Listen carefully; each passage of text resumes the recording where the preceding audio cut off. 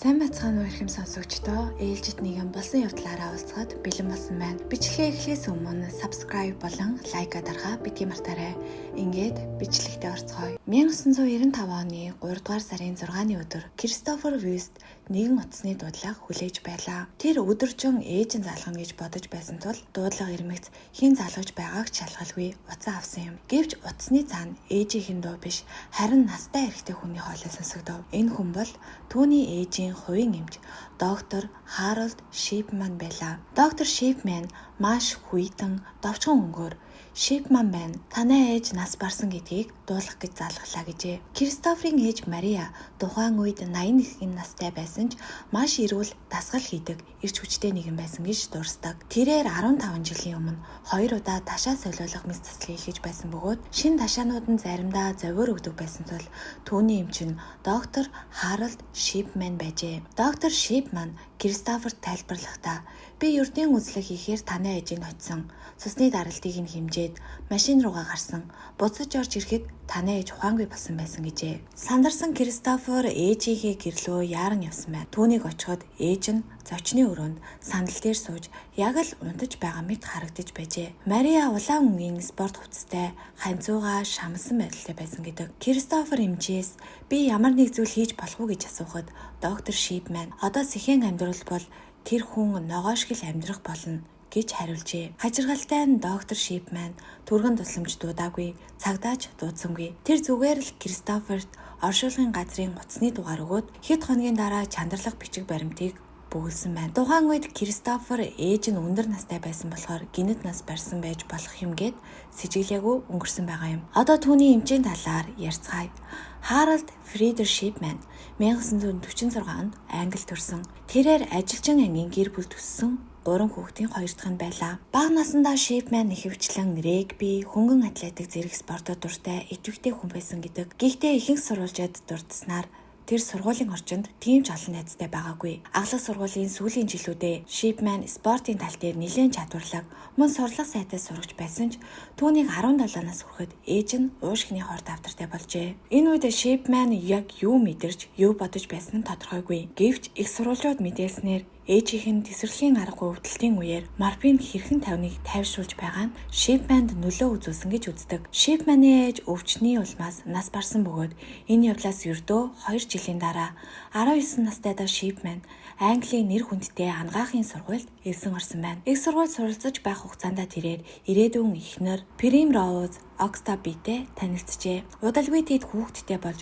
улмаар гэрэлсэн байна. 1970 онд Шипман их сургуулаа төгсөөд ойролцоох нэгэн эмнэлэгт дадлагчигч хэмжээр ажилд оржээ. Үүний зэрэгцээ тэрээр их барих эмэгтэйчүүдийн өвчин судлалын чиглэлээр үргэлжлүүлэн суралцаж байсан юм. Хэдэн жилийн дараа Шипман Тодмортон хот руу нүүж нэгэн эмнэлгийн төвд ажиллан өрхийн эмч болох зорилготой байлаа. Тухайн үед өрхийн эмч нь ерөнхий эмчил гэсэн үг байв. Гэвч хотод ирмэгц Харалд Шипманы амьдрал нурж эхэлсэн юм. Ажлын хамт олон түүнийг үргэлж шаргуй, санаачлагтай гэж үнэлдэг байв. Өвчтнүүдийн дунд нэр хүндтэй, шаардлагатай үед хариуцлага үрхээс хизээч зайлс хийдэггүй нэгэн байсан учраас Шипман эмнэлгийн төвийн хяналттай эм мансууруулах бодис цагаалах хариуцлагатай албан тушаалд томилогдчихжээ. Гэвч энэ байр суурь удаан үргэлжилсэнгүй. 1 жилийн дотор Шипман орон нутгийн эмийн сангуудаас бетидин гих хүчтэй өвчин намдах эмийг их хэмжээгээр захиаж байгаа нь анхаарал татаж эхэлсэн юм. Эхэндээ хяналтын байгууллагууд түүнийг үл тоосон ч удалгүй Шипман угаан алдах, дадал өгөх зэрэг шинж тэмдэг илэрчээ. Тэрээр үнэхээр эмийг хулгайлж өөрөө хэрэглэн дондох болсон байв. Нэгэн цагт эмнэлгийн төвийн бахархал гэгдэж байсан Шипман мансууруулах бодис донтсон нь ил болсны дараа ажлаасаа огцорч ойролцоогоор 600 фунт стерлингийн торгуул төлсөн байдаг. Гэвч хамгийн амьшигтай нь түүний үйлдэл тухайн үед ямар ч өвчтөнд хор хөнөөл учруулаагүй гэж үзэгдсэн тул Шипманд хяналтын эм бичиж өгөх, хадгалах, тарж хэрэглэх эрхийг хэвээр үлдээжээ. Хожим бидний харгачлан энэ шийдвэр бол асар том нөхөж баршгүй алдаа байсан юм. Тодмортон хотод ажиллаж байсан үеийг нь эргэн харвал Шипманы асрамжид байсан зарим өвчтнүүд хажиргалтай нөхцөл байдалд нас барсан нь хожим ил болсон байдаг. Тухайн үед яг юу болж байсныг эсвэл Шипманы харж хандаж байсан бүх нас баралт түүний буруутай эсхийг баттай хэлэх боломжгүй. Анхны удаа мансууруулах эм хэрэглэж баригдсны дараа Шипман дахин ажиллахаж энэ удаад Хайд хотын Доннибрук эмнэлгийн төвд оржээ. Энд тэрээр өөрийгөө ерөнхий эмч Өөрөөр хэлбэл өрхийн эмч гэдгээ бататгаж өвчтнүүдтэйгээ итгэлцэлтээр суурилсан харилцаа бий болгож чадсан байна. Тэр байтугай 1982 онд нэгэн нэвтрүүлэгт ярилцлага өгч байсан нь түүнийг тухайн үед хэр нэр хүндтэй байсныг харуулна. Тэрээр 1992 онд нэгэн том шийдвэр гаргаж өөрийн гэсэн эмнэлгийг нээсэн юм. Их Британд үүнийг сүржэрэ гэж нэрлэдэг.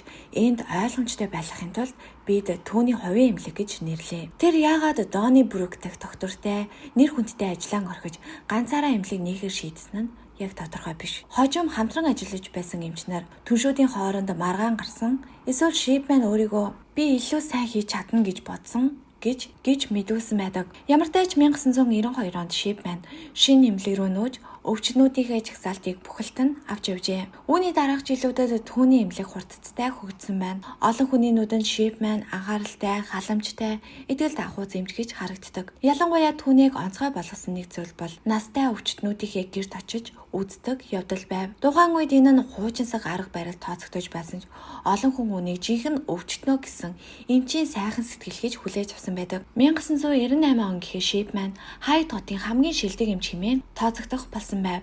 Гэвч түүний өдөр тутмын амьдралд анхааралтай ажилласан хүн байвал ямар нэг зүйл зөрөөд байгааг анзаарах боломжтой байжээ. Шипман ихэвчлэн өглөө 8:30 орчимд ажиллаан ирж өдийн хоол хүртэл өвчтөн үзэж бичиг цаасны ажил хийдэг байв. Өдийн хоол нь ихэвчлэн 12-аас 1 цагийн хооронд, харин үдээс хойш үргэлж настай өвчтөн дээр очдог байжээ. Тэр дундаа ганцаараа амьдардаг, асаргаа багтай хүмүүсийг илүү үздэг байсан гэдэг. Заримдаа урьдчилан тавлаад, заримдаа зүгээр л би нь ямар байна гэх шалтгаанаар очдог байв. Эдгээр айлчлалын үеэр Шипман ихэвчлэн цусны шинжилгээ авч байна. Эсвэл эмийн жаргагчин шинжилж өгье гэж хэлдэг байв. Жишээ нь бид өмнө нь ярьсан 81 настай Мария Уистийн хувьд Шипман түүнийг өмнө бичиж өгсөн педидийн эмд хэрхэн хариу үзүүлж байгааг шалгахаар ирсэн гэж тайлбарсан. Гэвч ийм айлчлалын үеэр өвчтөн генет тайлбарлашгүй байдлаар ухаан алдаж нас барах тохиолдол гардаг байв. Заримдаа Шипман би очиход аль хэдийн нас барсан байсан. Эсвэл амьсгал хураахын өмнө зэн гэж хэлдэг.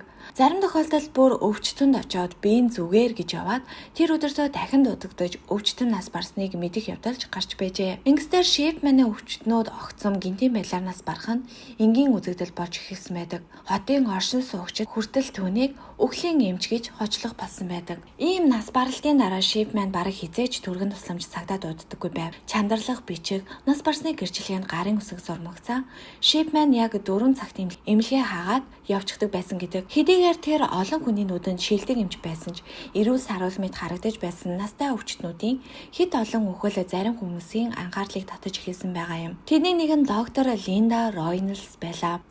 Тэрээр Шипманы эмнэлгийн яг эсрэг талд байрлах эмнэлгийн төвд 2 жилийн турш өрхийн эмчээр ажиллаж байсан хүн. Хоёр эмнэлэг харилцан тохиролцож Шипманы бүх чанарлах бичигт хамтран гарын үсэг зурах журамтай байв. Гэвч Линда хэтэрхий олон чанарлах бичигт гарын үсэг зурах болсноо анзаарч сэжиг төрж эхэлсэн байдаг. Ингээд доктор Линда өөрийн анзаарсан зүйлээ хамт ажилладаг эмч нартайгаа хуваалцаад тэд аль хэдийн хоорондоо ярилцаж эхэлсэн байв. Тэдний харсан нийтлэг зүйл нь Шипманы нас барсан өвчтнүүдийн ихэнх нь эмэгтэй ганцаараа амьдардаг. Мөн нас барсан өвчтөн яг Шипман өөрөө байсан явдал байв. Ингээд Брюк эмнэлгийн ажилчид маш хэцүү сонголтын өмнө тулгарсан юм. Тэд бид энэ талаар дуугарах уу? Эсвэл шижиглэж байгаагаа дотроо хадгалаад магадгүй түүхэнд хамгийн аюул цоврал алуучныг чөлөөтэй явуулах уу гэдэг хоёрын аль нэгийг сонгох хэрэгтэй болсон. Эцэстэн их айдас эргэлзээ дунд доктор Линда шүүх шинжилгээний эмчэд удацсан байна. Ингээд машинууд чимээгүй шалгалт эхэлсэн байдаг. Гэвч 1 сарын дараа шалгалтыг зогсоох шийдвэр гарчээ.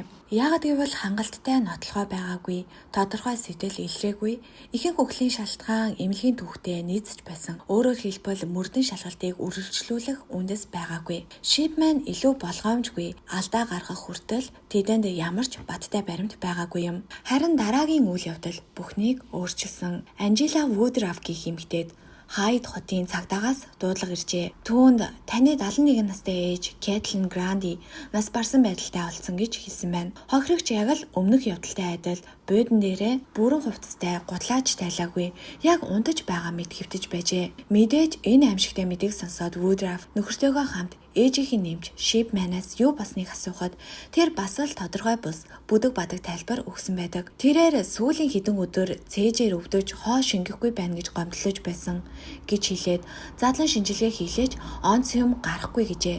Тэр өглөө Грандид очсон ч зүгээр л цусны шинжилгээ авах гэж утсан гэж тайлбарлсан. Нас барсны гэрчилгээнээр Shipman өндөр нас гэж бичсэн байв. Эхэндээ Woodruff үүнийг сэжигтэй гэж бодсонгүй.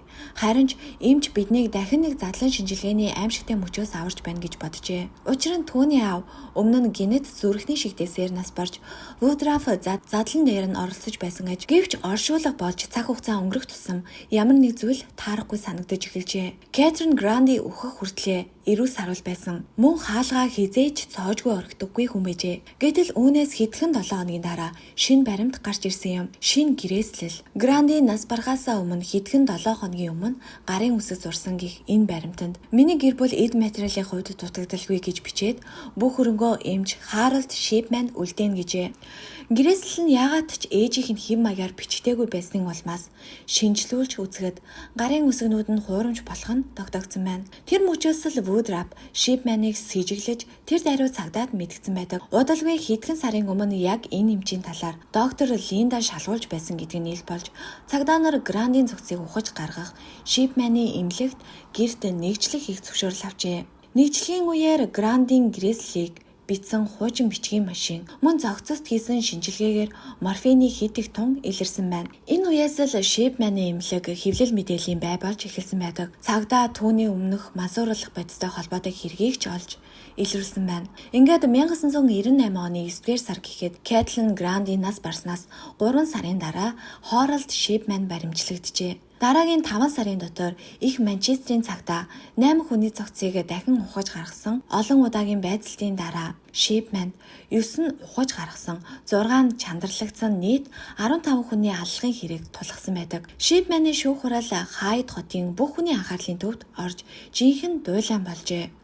Прокурорууд түүнийг аллах үйлдсэнийг нотлох ёстой байсан ч хамгийн хэцүү нь аллахын сэтлийг тогтоох байв. Шүүхтэр Caitlin Grandийн охин ингэж хэлсэн байдаг. Энд болсон эсвэл цаашид болох юу ч миний ээж болон бусад хохирогчдтой харьцуулахын аргагүй.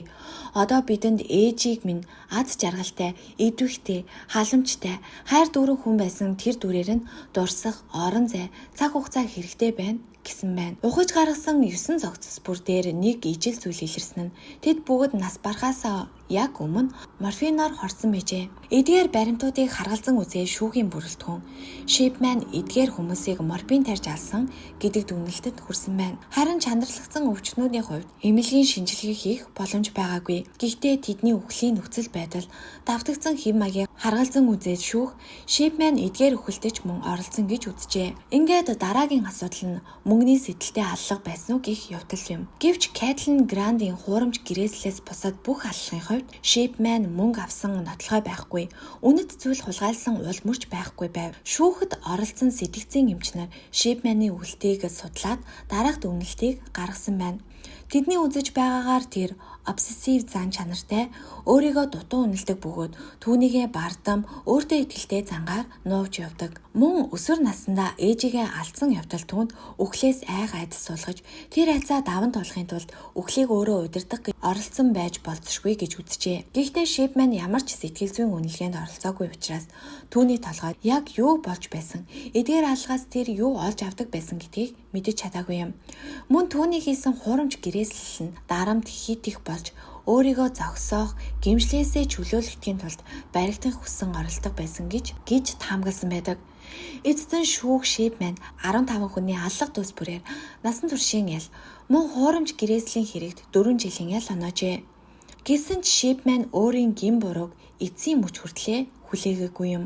Гэхдээ энэ хэргийн хүрээг цааш нь тэлээд харахаар Shipman-ы хохирогч ердөө тэр 15 хүнээр дуусахгүй гэдг нь тодорхой болсон. Их Британий засгийн газраас гаргасан тайлангуудаар яг хэдэн хүнийг алсан бэ гэдэг асуултанд эзэн хариу өгөхийг оролцсон ч энэ нь маш хэцүү байсан. Яагаад гэвэл зарим хэрэгүүдэд нотлохой хангалтгүй, Зарим баримт бичиг цаг хугацааны явцад алга болсон. Олон хүн чанарласан тул дахин шинжилгээ хийх боломжгүй байжээ. Ерөнхийдөө үзэхэд Shipman Todd Morton ажиллахаасаа өмнө олон хүнийг алсан байх магадлалтай гэж үздэг. Тэр үеийн зарим нас баралт маш сэжигтэйж яг Shipman алсан гих баттай баримт байгаагүй юм. Харин Donnybrook болон Hyde хотод ажиллаж байх хугацаанд Shipman 71 хүнийг алсан гэж дүгнжээ. Дараа нь 1992 онд өөрийн хувийн эмнэлгээ нээснээс хойш 1998 он хүртэл 6 жилийн дотор тэр 143 хүнийг хөнөөсөн гэж тооцоологдсон байна. Ингээд бүхнийг нэгтгэхвэл 10 жилийн хугацаанд Shipman нийтдээ 215 хүнийг алсан байх өндөр магадлалтай. Батлагдсан баримтад тулгуурласан тоогоороо Harold Shipman орчин үеийн түүхэн дэх хамгийн олон хүний аминд хүрсэн цуврал алуурчин гэж хэлэхэд буруудахгүй.